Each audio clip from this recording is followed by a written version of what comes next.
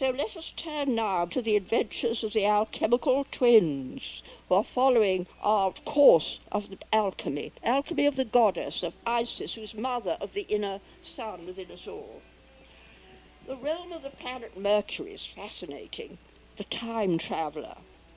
The aphorism is, to travel the starry spirals, you need to find their centre.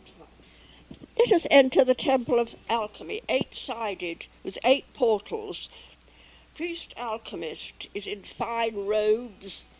There's a lot of gold embroidery on all the garments of the alchemists who are with us. But the 2 candidates are naturally, as usual, in simple white, the twins, Elaine and Adane. He addresses them. They are the twin apprentices. The radiant spirals of Mercury may only safely be explored if you rely on the central rod of Hermes, which is the axis of the cosmos and of every axis, including our own, of our planet. All our magicians seek for the inner sun of alchemy. All the magi's of every realm have realized that there is an inner, indestructible fire within everything that is eternal, and that our earthly bodies are only an accident, as it were, temporal. But we need to find that inner sun with consciousness, or we keep dying and getting reborn, not knowing we are forever. The magicians of ancient Japan could not call forth the inner sun of the goddess Amaterasu during a particular period when they were not favoured by the deities. It was the mad dancer, Uzumi, who brought life to a dying land. So let us, who feel we're on a dying planet owing to our own misuse, invoke her inspiration. The priestess of alchemy stands forward, and she has a Japanese look in the way she is arranging her beautiful white and gold robe in perfect simplicity. Holy goddess Uzume, who brought life through laughter to a dying people and a dying land, restore us who see before us only lingering death. We have lost faith in our own immortality. We hear her speak, a veiled goddess in a white veil. Starve yourself of joyful movements, and you lose the ever-encircling stars that move through your own bodies, joining atom to atom. The harmony of music travels through mighty constellations, and yet delights also the cricket on the harp. The myriad colours of stars and planets are echoed in small wild flowers, and delight small bluebirds in rosy peach blossoms.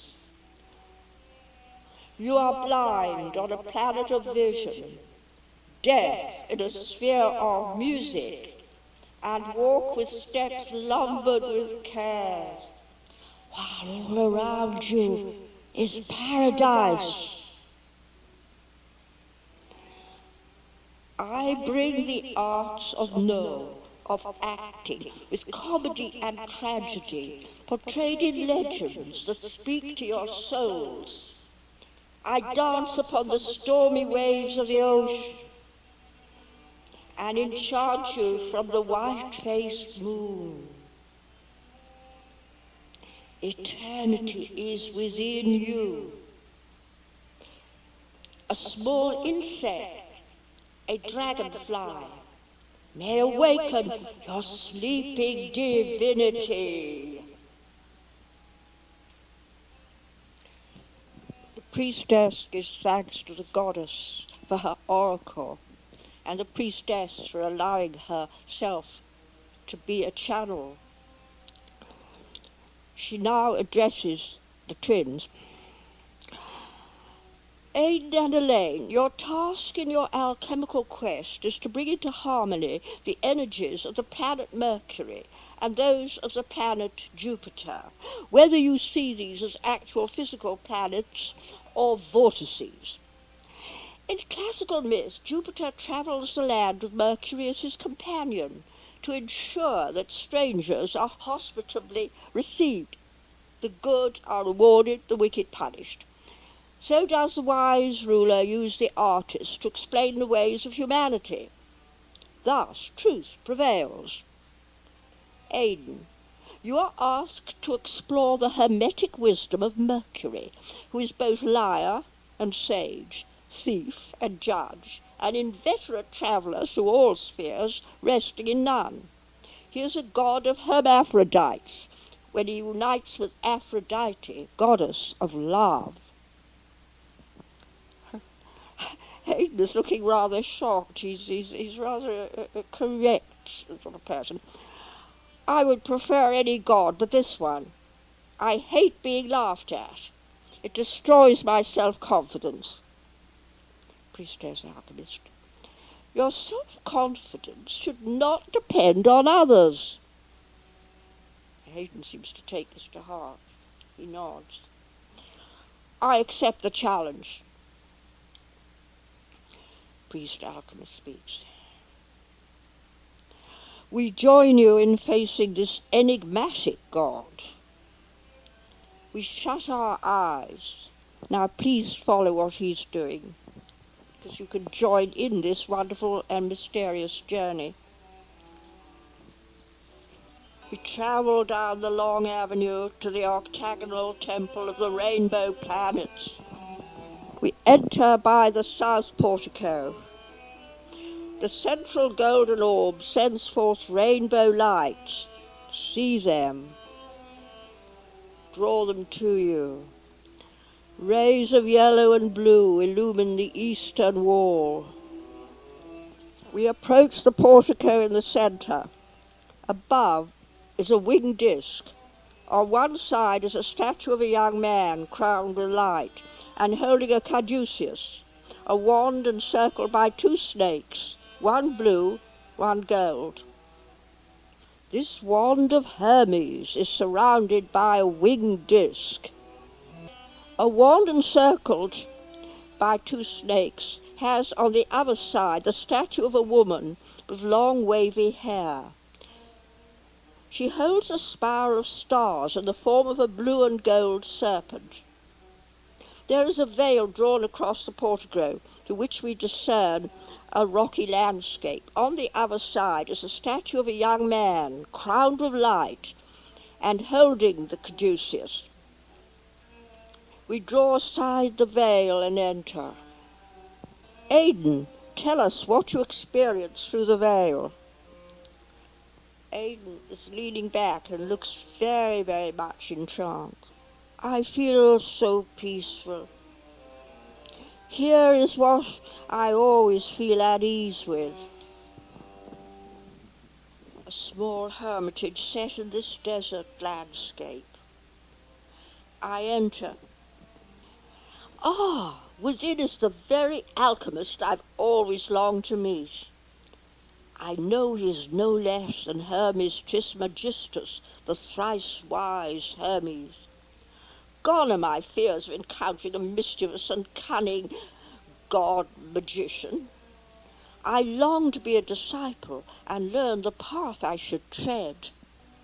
I am obedient to his instructions when he tells me I need to travel to the island of Japan in ancient days. I've always revered Japanese no plays since our great Irish poet Yeats admired these. I am surely to be granted the inner teachings of an occult order. I asked the master, may I continue reporting these mysteries?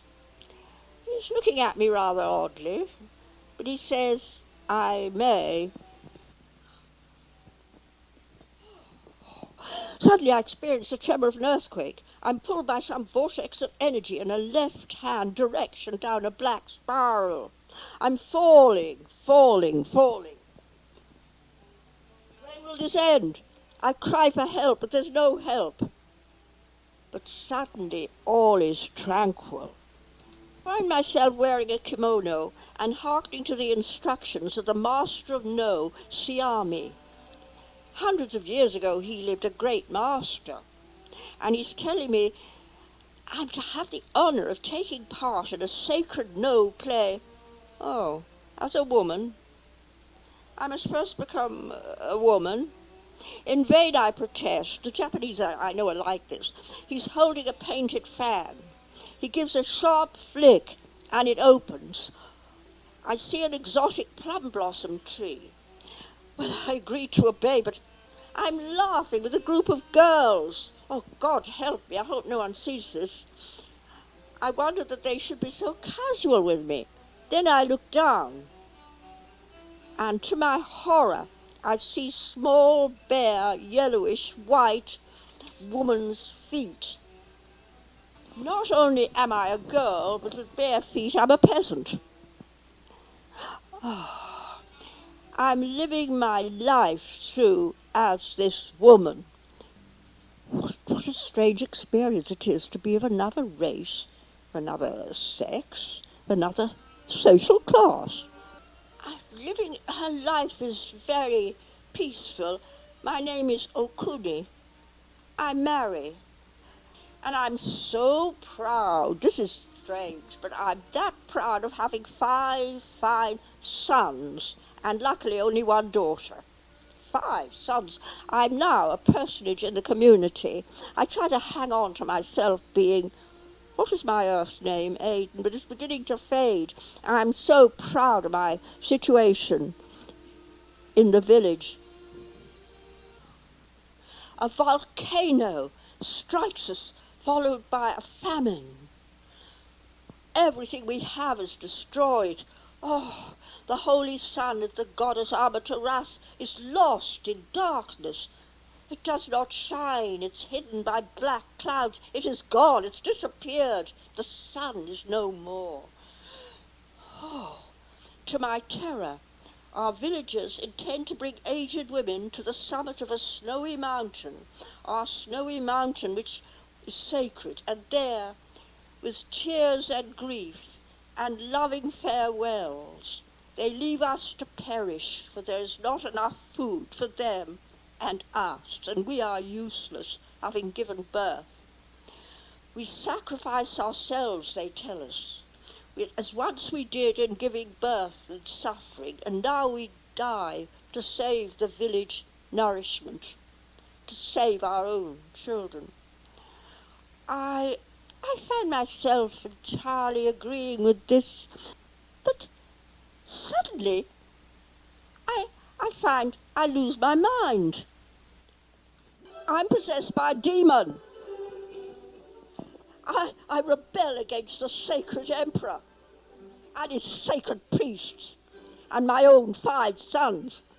Like a mad woman, I rush down the mountain screaming. Run and run, my hair's streaming, unbound. My feet are bleeding. My old bones are in agony. I run down the mountain. I will not be left there to die. At the foot of the mountain, I find I'm rushing into the company of grave priests with their high black headdresses, who are uttering sacred liturgies, praying to the sun goddess Amaterasu, ancestress of the sacred emperor, to return, to be with us again with the sun, and bring harvest to a desolate island. Ha! I laugh and laugh and laugh. So they pray to the goddess, do they? The goddess. I am the goddess. I rush into the centre of those praying hypocrites, and I loosen my long white hair, and I bind rushes to my feet and tie up my dragging sleeves. All back away from me in terror, for who does not fear a demoniac? I know they will bind me and burn me as a heretic, for I have cursed the emperor. But I continue my mad dance. I dance of joy. The filthy lava-laden wind is tearing through my clothes so they are tattered. Then I notice a large bronze bucket by their altar. I find a demon mallet and I beat it wildly.